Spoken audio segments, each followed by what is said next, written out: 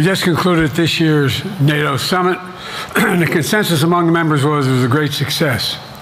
It was especially momentous because it represented the 75th year of the most important military defense alliance in the world's history of the world. We should never forget that NATO grew out of the wreckage of World War II, the most destructive war in history. The idea was to create an alliance of free and democratic nations that would commit themselves to a compact of collective defense. Standing together, they knew we'd all be safer. An attack on one would be treated as an attack on all. And it's worked because a would-be aggressor knows if they attack one of us, they'll be attacked by all of us. Sending that message is the best way to deter aggression and prevent wars in the first place. For those who thought NATO's time had passed, they got a rude awakening when Putin invaded Ukraine. Some of the oldest and deepest fears in Europe roared back to life because once again, a murderous madman was on the march. But this time, no one cowered in appeasement, especially the United States. We collected intelligence that Russia was planning to invade Ukraine months before the invasion. I directed the intelligence community to be a significant amount of intelligence be declassified so I could start building an international coalition to oppose the invasion. Then in February, some of you remember, I warned the world that the invasion was imminent. I rallied a coalition of 50 nations from Europe to Asia to help Ukraine defend itself. Many foreign policy experts thought as Putin amassed Russian forces just 100 miles north of Kyiv, the capital of Ukraine, but Putin thought it was the mother home of Russia. The capital would fall in less than a week. But the Ukrainian people, backed by a coalition to help build, stopped them. Today, Kyiv still stands, and NATO stands stronger than it has ever been. During the week of this summit, several heads of states made it a point in their statements to thank the United States and to thank me personally for all that NATO has achieved. NATO is not only stronger, NATO is bigger because we led the charge to bring in Finland and Sweden into the alliance, and it makes a gigantic difference.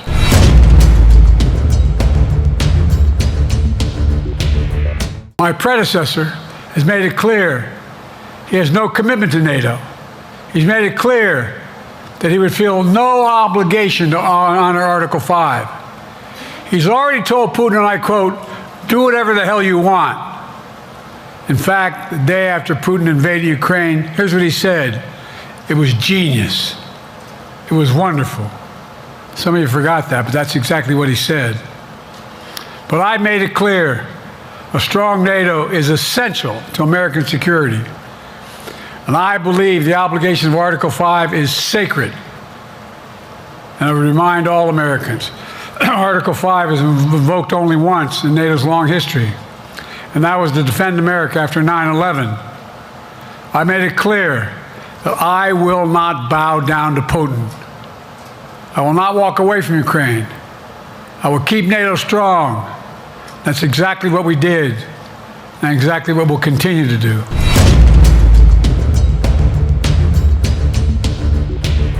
I wouldn't have picked Vice President Trump to be vice president, but I think she was not qualified to be president. So let's start there. Number one, the fact is that the consideration is that I think I'm the most qualified person to run for president. I beat him once, and I will beat him again.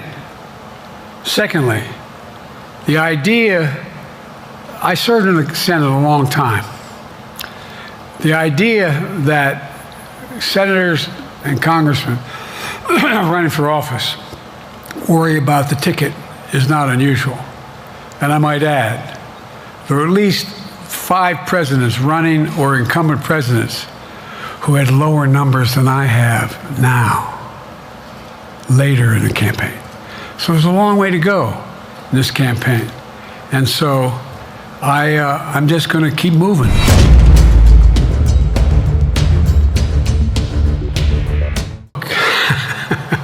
what I said was, instead of my every day starting at 7 and going to bed at midnight, it'd be smarter for me to pace myself a little more.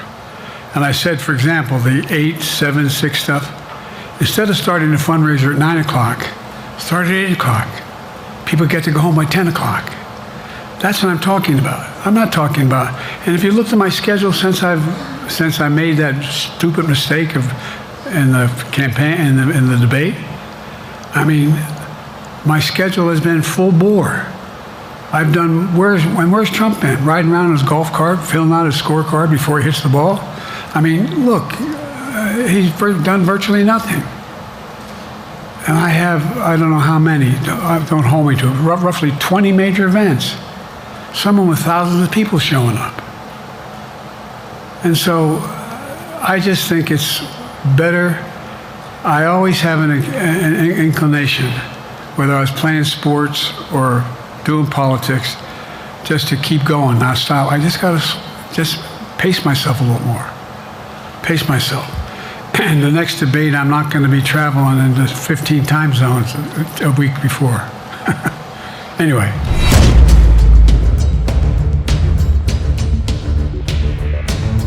We're in a situation where, and we've reestablished direct contact with China after that, remember the balloon, quote unquote, going down, and all of a sudden things came to an end? Well, we set up a new mechanism. There's a direct line between Xi and me, and our military has direct access to one another, and they contact one another when we have problems. The issue is that we have to make sure that Xi understands there's a price to pay for undercutting both the Pacific Basin as well as Europe, and as it relates to Russia and dealing with Ukraine. And so we, for example, if you want to invest in China, as you know this area really well, if you want to invest in China, you have to have a 51% Chinese owner. You have to make sure that you do by their rules, and you don't have the authority, and that you have to provide all access to all the data and information you have. There was a while there, as you recall, the last administration and other administrations, where the access to that market was enticing enough to get companies to come in, because they had access to over 1 billion people in the market, not 1 billion, but a lot of people in the market, and so they were doing it. But that got curtailed when we started saying we're going to play by the same rules. For example, the idea they don't abide by the international rules related to subsidizing products by the government funding. So guess what? They're not going to be able to export their electric vehicles to the United States without a significant tariff. Others are doing the same thing around the world. But it is a concern. It is a concern that you have both China, North Korea, Russia, Iran, countries that are not necessarily coordinated in the past, looking to figure out how they can have impact.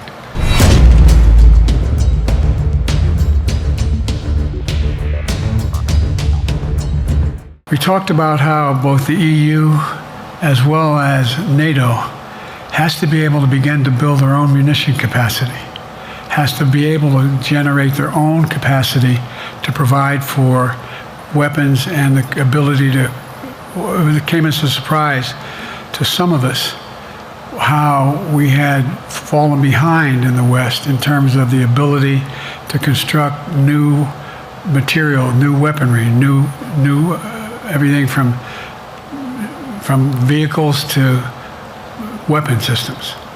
And so one of the things that came out of this was we're going to be meeting again with a number of my colleagues, my European colleagues, is what do we do to increase the capacity of the West, particularly in Europe and Japan, to be able to generate the kind of ability to produce their own weapon systems. Not just for themselves, but to be able to generate that. It's the same, it's what Russia's trying to figure out, that they went to China and they didn't get the weapons, but then they went to North Korea. But we're going to be in a position where the West is going to become the industrial base for it to be able to build the ability to have all the defensive weapons that we need. That was a discussion as well.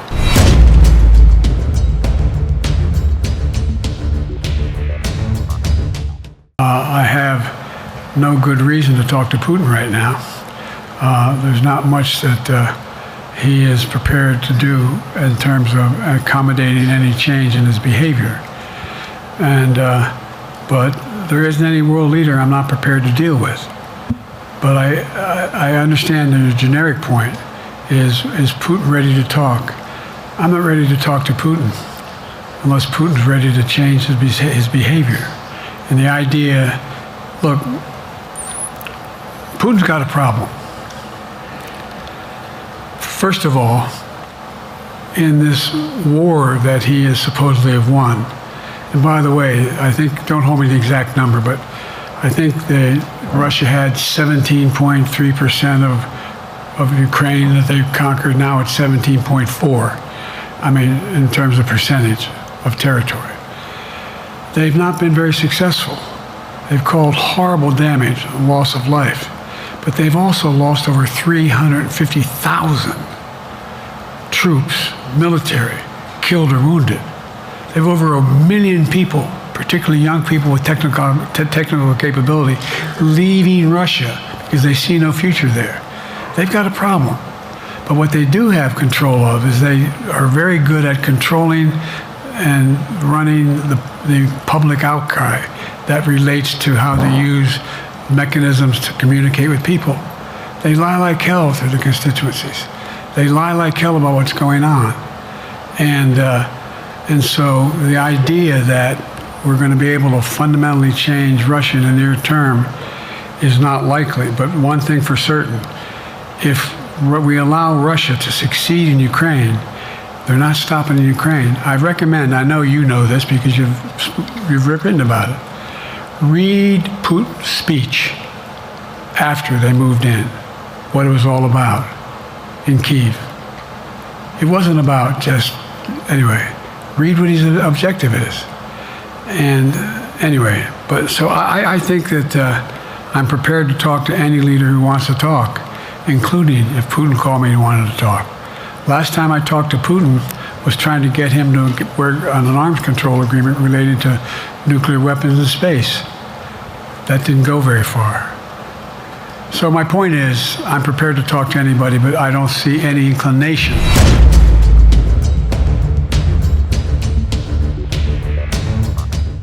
So let's go back to when you talked about would I have changed anything that's happening with Israel and the Palestinians and the Palestinian movement. The answer is, as you recall, from the very beginning, I went to Israel, but I also got immediate contact with al-Sisi in Egypt. I met with the King of Jordan. I met with most of the Arab leaders to try to get a consensus going as to what had to be done to deal with getting more aid and food and medicine into the Gaza Strip. And we pushed it really hard. And Israel occasionally was less than cooperative, number one. The Israeli War Cabinet, I've been dealing with Israel since Golda Meir. Some of the reporters around here come me all the time have heard me say this. The first time I met with Golda Meir, I sat across from her at her desk, and her assistant was Rabin sitting next to me. That's how far back I go. I know Israel well, and I support Israel. But this war cabinet is one of the most conservative war cabinets in the history of Israel. And there's no ultimate answer other than a two-state solution here. And so what was able to be done in terms of the plan I put together was it would be a process for a two-state solution. And we get the Arab nations to, particularly from Egypt all the way to Saudi Arabia, to be in a position where they would cooperate in the transition so that they could keep the peace in Gaza without Israeli forces staying in Gaza. The question has been from the beginning, what's the day after in Gaza? And the day after in Gaza has to be the end of the day after has to be no occupation by Israel on the Gaza Strip, as well as the ability for us to get in and out as rapidly as you can all that's needed there. I've been disappointed that some of the things that I've put forward have not succeeded as well, like the port reattached from Cyprus. I was hopeful that would be more successful. But that's why when I went to Israel immediately after the massacres that occurred at the hands of Hamas, the one thing I said to the Israelis, and I met with the War Cabinet and with Bibi, don't make the same mistake America made after bin Laden. There's no need to occupy anywhere. Go after the people who did the job. You may recall, I still get criticized for it, but I was totally opposed to the occupation and trying to unite Afghanistan. Once we got bin Laden, we should have moved on, because it was not no one's ever going to unite that country. I've been over every inch of that, not every inch, the entirety from the poppy fields all the way to the north. I said, don't make the same mistake we made. Don't think that's what you should be doing, is doubling down.